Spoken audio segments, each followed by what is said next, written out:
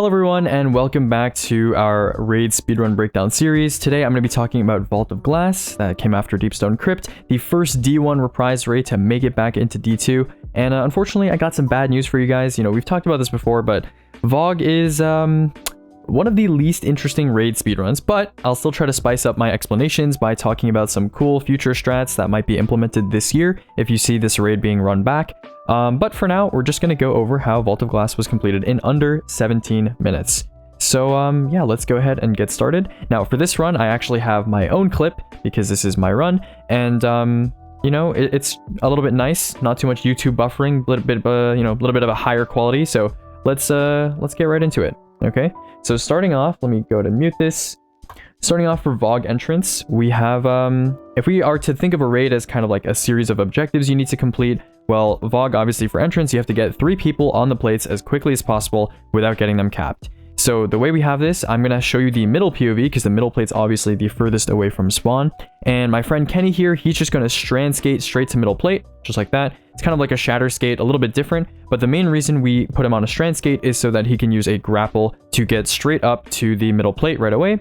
And that's pretty much it for entrance. That's all the speedrun tech you're going to see in entrance. They basically just sit here for 2 minutes after all the plates are capped, and they get pulled to Confluxes at 2:15 or so, something like that. So you know, not particularly interesting. So why don't we focus on the other POV that's doing something right now, and that's the POV in the top right. That's going to be Excluded. So what is Excluded doing? He's using his Sparrow right now to actually Sparrow Breach through this little rock, and he's going to make his way to the first encounter of the raid, Confluxes, nice and early to do a couple of things. So we're going to skip forward a little bit here. He's basically just going to float his way over, and you're going to see Excluded hit a load zone.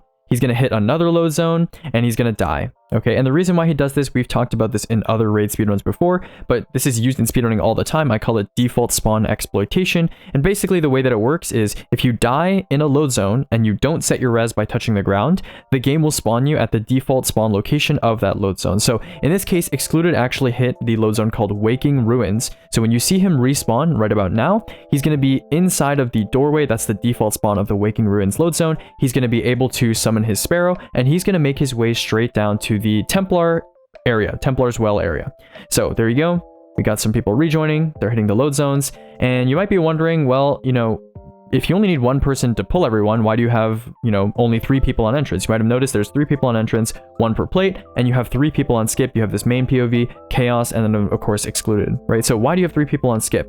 Well, the reason for that is twofold, right? One of the things that you're about to see Excluded do is he's going to set up his Sparrow using a slipstream, so a bit of Sparrow tech here. He's going to set up his Sparrow and he's going to lodge it in this hole in the top left-hand corner of the encounter. He's basically saving his Sparrow for later. So you're going to see him, he's just kind of lodge that Sparrow right down there, and he's going to come back out. And you're also going to notice that he's not skipping on a sword, right? He's not skipping on a sword. He is skipping on max Anarchy ammo. And the reason for that is because at the very start of this encounter, there are many doors that are spawning adds. So you have a top left door, you know, you have like a top right door, you have the 2 mid doors that are behind Templar, and then underneath Templar you have these 4 doors as well.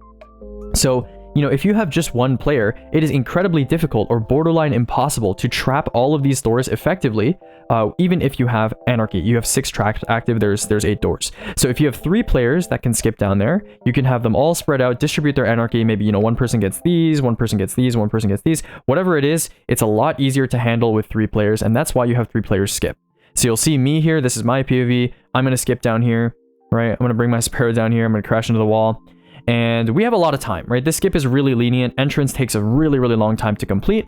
And basically, as entrance is ending, the entrance team gives the Confluxes skip team a signal, and they tell them to start trapping the doors. So Anarchy, obviously, it lasts 30 seconds if it's not currently ticking. So you have a really long time. You can just kind of say this at a time. You get the traps ready, and you'll see in just a second here that we get pulled, or the rest of the team gets pulled to the first encounter. So that's entrance, right? Entrance is, you know, pretty chill. There's some innovations that are being made where you can kind of shatter line into certain rocks to send you flying up onto a plate. But besides that, you know, entrance is, you know, pretty boring, nothing too crazy. Let's talk about Confluxes. Now, I'm not going to show you the entirety of Confluxes. Like I said before, VOG is a pretty boring speedrunning raid, and Confluxes is basically like 4 minutes of ad clear. Like no matter how fast you are, it's still going to be a very long and tedious encounter. That's basically just ad clear. So you might be wondering, well, you know, Aegis, if it's just kind of ad clear, are you just anarchy trapping all the doors and just sitting there and you're just like waiting basically and just making sure everything dies instantly? Well, yes, but there's 2 things, or maybe 3 things, that you should know about when it comes to this encounter that make it so that it's not just brain dead ad clear, okay? So the first thing I'm going to talk about is wyverns, okay? So I'm sure you're aware, if you've done Confluxes before, there's wyverns that spawn on the left and right sides and also in the middle. And if you kill them instantly, another wyvern will spawn and take their place. So you're not going to see that in my POV, because in my POV, I'm kind of in middle and I kind of ignore the wyverns. My partner takes care of it for me. But, you know, Cure is top right, for example. So he has to handle these wyverns. And so if you kill the wyverns instantly, something bad happens because they instantly respawn. You get another wyvern, right? And so the way Confluxes works is that every so often, Templar will check if you've killed enough ads, and if you have, he will progress the encounter and spawn in the next wave of ads. And so wyverns count towards this progress check, and if you have a wyvern alive during one of these checks, you're going to have time loss because you have to wait for the next wyvern to spawn, and then you have to kill it again, right? So the name of the game here is you want to basically stall out a wyvern, you want to leave it alive for just long enough, and when you know Templar is about to check for ads, you kill him so that another one doesn't respawn in time. Okay, so hopefully that makes sense. You don't want to instantly kill the wyverns, you want to instantly kill everything else, but the wyverns, since they respawn, you want to kill them at a certain time so that Templar, he kind of checks and then another one doesn't respawn.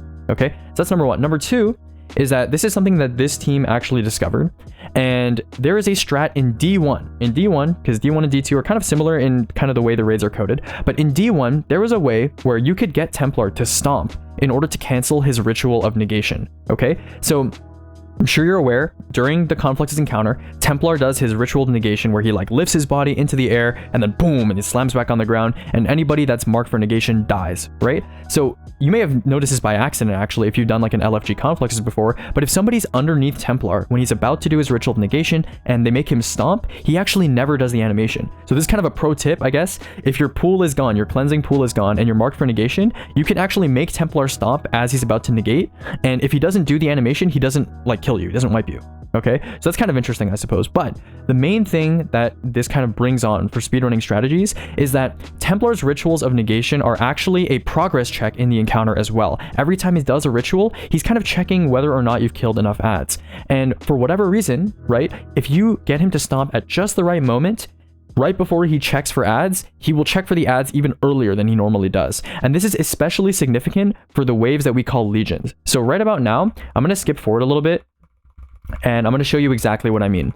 So if you've done Confluxes before, you've probably seen in the bottom left of your screen 3 times during encounter, it says the Templar summons its legions. So we'll see that in just a second here, right? The Templar summons its legions, and the legions wave is, these 3 waves are the most important waves of ads in Confluxes because they spawn the Overload Minotaurs, they spawn the Quantum Harpies in the top mid doors, and these are very punishing waves to be able to clear quickly because there's a lot of Harpies and the Overloads, they spawn like very quickly, so you need to kill them very quickly, basically is what I'm saying. And so the name of the game for Confluxes is you want to make sure these legions are spawning early and that you kill them very quickly. And so the next 2 strategies that I'm going to discuss kind of go into both of those things. So in order to spawn legions early, Templar typically has a ritual that happens right before he spawns his legions. And so if you get him to stomp right before that ritual, if you time it just perfectly and you cancel his ritual animation, he'll do early legions provided you've killed enough ads before that. So I don't know, pretty crazy strat. Shout out to, you know, Shiflet from D1 for bringing this strat to our attention. Pretty unique. I never thought I'd, you know, make a raid boss stomp in order to spawn ads more quickly. It's pretty interesting strat for sure. But that's kind of part 1. Now part 2, this is something that this team didn't do because it wasn't really like a big strat at the time. But there's actually a way that you can Sparrow Breach inside of the doors that spawn the ads. So if you're not aware, in VOG, the ads don't spawn like right on the doors when they come out. They actually spawn in these tunnels that are behind every single door. So these doors that I have right here that I'm trapping with my Trinity Ghoul, if you go inside the doors, there's actually these tunnels, and that's where the ads initially materialize, and then they walk slowly through the doors. So what's better than clearing ads as they walk through the doors? Being inside the doors to begin with. So the most important doors that I talked about, like before, are the Quantum Harpy doors where Excluded and Chaos are right now. So there's a strategy that's been devised where you can actually rocket breach through those doors, sit inside of the doors while they're spawning the Harpies, and kill them before they even make it out of the doors. So that's another strategy that allows you to get those Legions wave cleared even faster. A lot of Confluxes is, you know, a lot of pain in Confluxes comes from the fact that Harpies can kind of get stuck in the doors and you can't kill them because they're kind of just stuck in the doors. But if you're in the doors, that's not a problem anymore. So that's a big strat that might be used in Confluxes in the future as well. So that's pretty much it for Confluxes. It's basically just an ad clear encounter, plus the couple things that I mentioned, stalling out the wyverns, you're making him stomp right before legions, and of course that Sparrow Breach thing that I mentioned earlier that, you know, you could possibly do in the future. Not something that we did in this run though. So I'm going to skip past this ad clear, you know, pretty boring. My POV is just Trinity Ghoul spam, and then I help kill a wyvern, I help kill some overloads, blah, blah, blah, blah, blah, and we're going to skip to the end of Confluxes.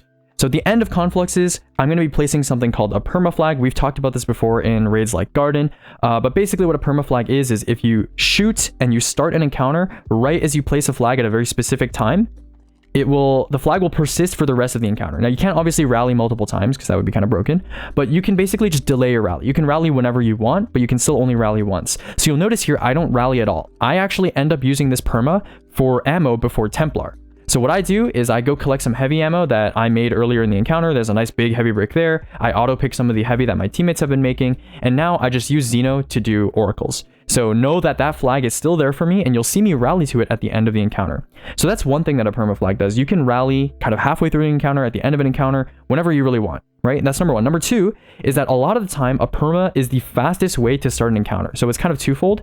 In a speedrun, let's say here, imagine if I placed the flag first and then I shot the cube, right? Everyone rallied and then I shot the cube and then the flag disappeared. Obviously that would be like 2 seconds of time lost, right? So the fastest way to start an encounter a lot of the time is also just placing a perma flag. So it's kind of faster and also it's convenient because you can rally whenever you want.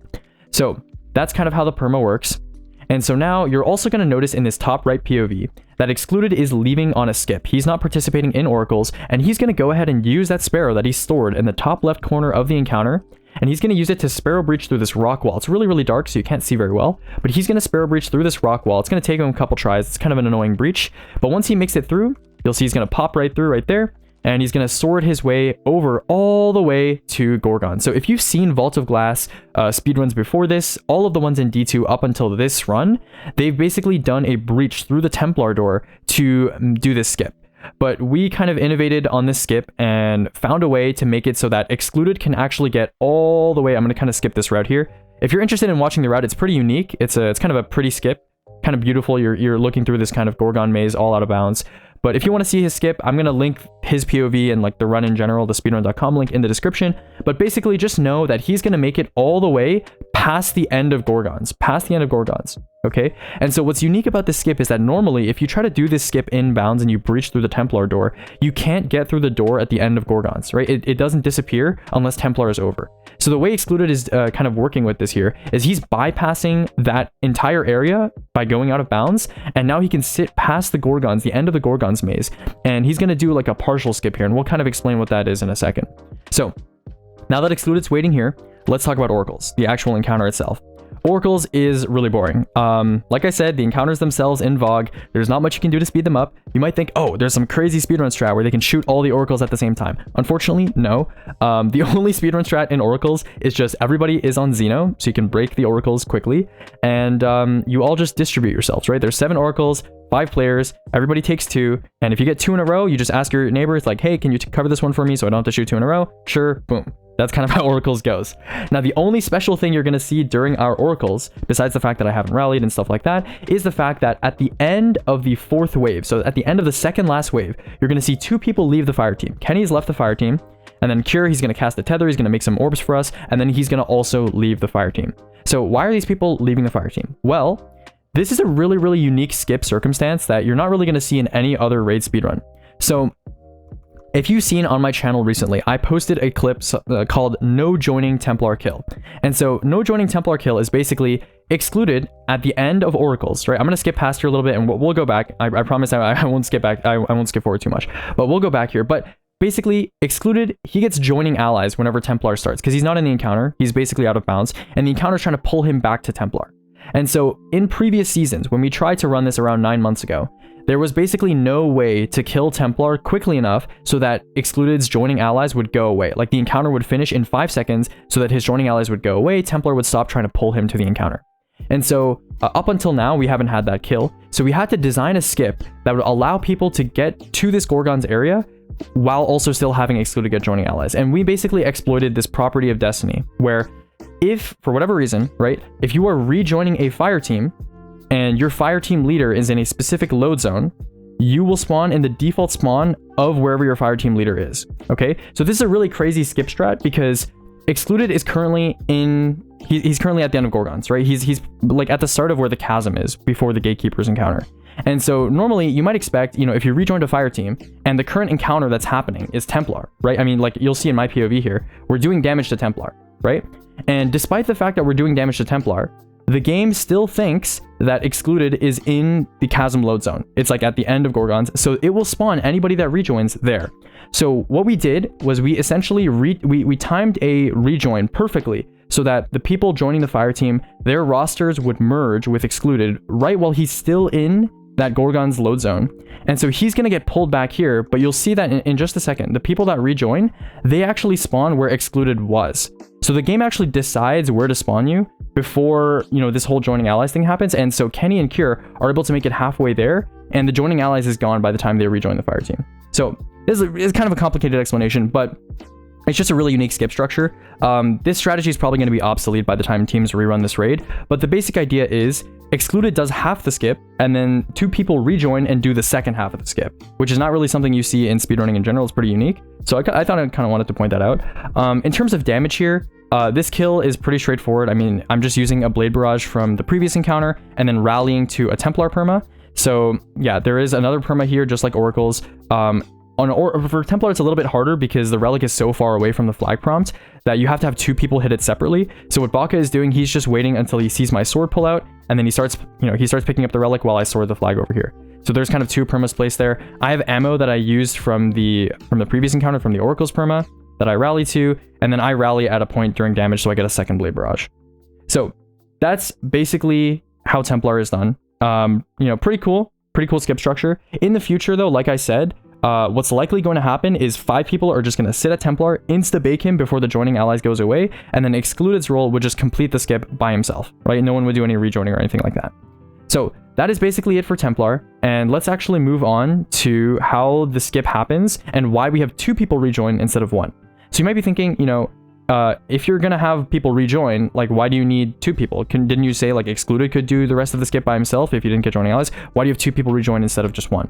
Well, the reason for that is because this skip, you'll see in just a second, Kenny is going backwards here, and he is actually waiting at a certain checkpoint that requires you to be hit. It needs to be hit after Templar dies. So Kenny is basically just waiting here. There's a checkpoint right here. You're going to see him sword forward, and right about now, he swords forward, and you see the objective update, right? And that's because Kenny is at a checkpoint right there, and so Cure is actually going to kick Kenny right at this moment so that this door starts to open. Because this door, it's like a friendship door. That's what it's called in speedrunning. Everybody in the fire team, I'm sure you're aware of this, needs to be at this door. So if Kenny's up there hitting the checkpoint, he can't be here. And so Cure kicks Kenny at just the right moment, and boom, the timer is paused right here, and everybody rejoins. Now you might be wondering, this is kind of a weird place to have a timer pause because no matter what happens, the 5 people rejoining would still be part of the run, right? Even if they had very fast hardware or whatever, they would still be part of the run. So this timer pause will likely be reworked in the future, either removed or like equalized or something like that. But just know that that's kind of how this skip works right now, right? You have 1 person hit the checkpoint, they get kicked, so this door instantly opens. Now, before we talk about Gatekeepers, right, I'm going to briefly talk about something a little bit interesting, a future strategy, actually, before I talk about the current strategy. So you can imagine, right, if you were actually trying to do Vault of Glass as quickly as possible with no timer pauses whatsoever, like a true speedrun, right, this person would just start Gatekeepers instantly. They would get their Izzy, and they would walk in here, and they would shoot the Gatekeeper instantly, and that would start the encounter right away. And so a future theorized strat that's been planned is that the Excluded role, so the person that got joining allies, instead of getting joining allies, Templar would die instantly. They would complete the rest of the skip by themselves. They would come here, they would shoot the Gatekeeper, start the encounter instantly, and then a single person would rejoin the fire team. They would spawn in dead, and you would duo the entirety of the encounter. Because it has been theorized, it is technically possible to do the entirety of Gatekeepers with just 2 people without losing basically any time, okay? And the reason for that is going to tie into what the current strategies look like. So now that I've kind of talked about like the whole duo thing, I'm going to talk about what it looks like in 6-man. So 5 people are going to rejoin here. 5 people are going to rejoin. And so we're going to skip past here. This is just the timer pause while everyone's rejoining. The timer resumes when Cure shoots the Gatekeeper. So nothing too crazy there. And the reason why Gatekeepers is an encounter where you could theoretically do it as 2 people and lose almost no time is kind of a tragedy, right? It's kind of a you know, a double-edged sword. And the reason for that is because Gatekeepers is one of the worst speedrunning encounters in Destiny. Because speedrunners like encounters where if you do stuff fast, the encounter rewards you by becoming faster. In Gatekeepers, there is nothing you can do to speed up the encounter whatsoever except insta-kill the last Minotaur and Wyvern in both portals and the 3 Wyverns at the end. Provided you're not letting anything sack, or like you're not wiping, or you're not like leaving ads alone and like letting them leak or whatever. As long as you're killing everything kind of instantly, there's no way to speed up this encounter whatsoever. It is locked down. Like all of these ads that I'm killing right now, I can kill them as slow as I want. It doesn't impact the speed of the encounter whatsoever. So speedrunners really dislike this encounter because it's literally, you're just sitting there. You're just sitting there clearing ads, right? You might think, okay, maybe Gatekeepers is kind of fun because, you know, you have people moving their relic between portals. Nope, we just push the Minotaur off the map in Mars and we just sit here basically for like 3 minutes. So it's a really, really boring encounter, but it makes it good for duo because it means that as long as you're not wiping the encounter, as long as your duo is capable of killing the final Wyvern and Minotaur in both portals very quickly, you're basically fine. You're not going to lose time against 6-man. So it's kind of a good thing and a bad thing. It's a bad thing in this run because, you know, I'm just sitting here just killing ads very slowly for like the entire encounter, right? Pretty boring. It's not like Confluxes where if you kill the ads faster, the encounter is faster. There's literally nothing you can do except kill the final Minotaur and Wyvern in both portals fast. So you're going to see me do that right now. I'm going to skip past here. I mean, this is literally just 3 minutes of ad clear, right? This is really boring. We're going to skip past all the way. And the only, I guess, kind of unique strat that you might see here is the fact that, well, it's even more than 3 minutes of ad clear, actually. We're going to keep going. Sorry if this is kind of disorienting. Okay, so the final Minotaur, I tractor cannon him just so Chaos can right-click him, and since he's debuffed, it one-shots him, right? Technically, you could also Relic Super him to one-shot him, but it doesn't really matter. Another thing you might notice, actually, is that after Chaos kills this after Chaos kills this Praetorian, the line in the bottom left of the chat where it says a new Conflux appears before the glass throne doesn't appear for quite some time. And the reason for that is because even if you kill the Minotaur and Wyvern instantly, it's so forgiving that there's still a couple seconds where the encounter doesn't end. Like it's just locked to a certain time period. We literally tried a strat where if you're aware of how Gatekeepers works, you can't have more than 1 Minotaur or more than 1 Wyvern in a portal alive at the same time. So what we actually did was, let's say we know Venus has the last Minotaur, right? And we know Venus is going to have the Minotaur last. We hostage the second last Minotaur and we left him alive right until we know the final Minotaur is going to spawn. And then we killed the second last Minotaur and then just didn't get a final Minotaur spawn by abusing that fact that you can't have 2 alive at the same time, right? And so we did this and still the encounter was still locked to the exact same time period. So this encounter is so boring. There's like almost nothing you can do to speed it up. I don't know. This raid is just kind of like this. There's a lot of ad clear. There's a lot of like what we call time gated sections where you're kind of just doing nothing. And there's nothing you can do to kind of like speed up the encounter. But the duo strat would cut some time off of that rejoin, like I mentioned, and it would be, you know, a bit of a faster way to speed run the encounter. And then, like I mentioned, the only thing you can do to speed up this section is just kill the Wyverns at the end instantly. So what do? We farm up Nova Bombs inside the portals, and then me and Kenny, we just go boom, and we Nova Bomb the Wyverns, and that's it. And then the top Wyvern dies, time stream stabilize, that's literally it. Gatekeepers is one of the worst encounters in speedrunning. It is extremely boring. There is almost nothing you can do to speed it up. Okay, now we're at Atheon. So Atheon, I guess a little tad bit more interesting. I'm going to go ahead and hit a perma here to start the encounter quickly while still getting a flag. Yeah, pretty straightforward stuff. The only thing special you're going to see here is like a handful of things. The first thing is that you're going to see 3 people die. They're going to die in strategic locations. I'm kind of fixing my timer right now because it was broken during this run. And I'm going to look over to the left here. And yeah, so they're basically in strategic locations behind cover so that it's easy to res them. And this is only a convenience thing. This actually doesn't speed up the raid whatsoever. It's just a convenience thing. We just res them at a very specific time so that we are guaranteed to get teleported in and they are guaranteed to stay out. And the way that works is you're basically sitting here waiting for Atheon to TP you. And right here, when Atheon sends forth the supplicants, when you see that line in chat, Atheon has decided who he's going to TP in. So there's only 3 people alive. He's decided to TP us in. So now it's safe to res our teammates and they're guaranteed to stay out while we get teleported in. That's basically what that is. The only other strat here really besides the crazy bake is the fact that Atheon, these oracles are different from the oracles encounter. You can shoot all 3 of them at the same time. If you've seen solo Atheon recently, that's kind of how it works. You can shoot all 3 of them at the same time and it won't wipe you, right? As long as you shoot them relatively close to each other, you're fine, right? So the first 2 waves, we're going to shoot them as a team all at the same time. And then on the final wave, I'm going to send Excluded and Baka out. And that's so they can start damage with 5 people instead of 3. and, you know, we're going to take the slight time loss of me having to shoot all 3 oracles by myself. Not that big of a time loss because the kill is a lot better when all 5 people are out there at once. They all throw nades right as I shoot the second last oracle, so they explode right as damage starts, and obviously the bake is very fast. Atheon is a boss that takes 3 times the normal grenade damage, so everybody's basically on Verity's brow and just pre-throwing nades at this guy, and he gets baked in like 5 seconds. He's dead pretty quick, right? He's just, boom, he's dead. Dies at like times vengeance 25. Pretty fast kill. And that's basically it. Okay, that's basically it for Vogue. Let me go over my notes here, make sure I didn't miss anything. I mean, yeah. Nope, that's basically it. Yep, that's it for Vogue. That's all she wrote.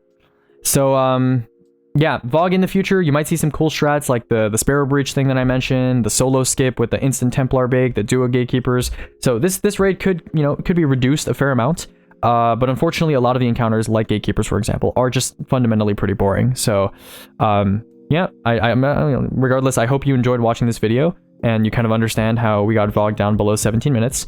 And, you know, the next episode, I guess, is going to be Vow. A lot of you guys have been asking me to explain Vow for a very long time. So I'm going to be very excited to talk about the strats in that raid. Very unique, very cool looking raid, lots of unique strats. And I can't wait to talk about that one. So for now, I hope this satisfies you guys. And if you have any questions, leave them in the comments and I'll try to answer them. So goodbye for now.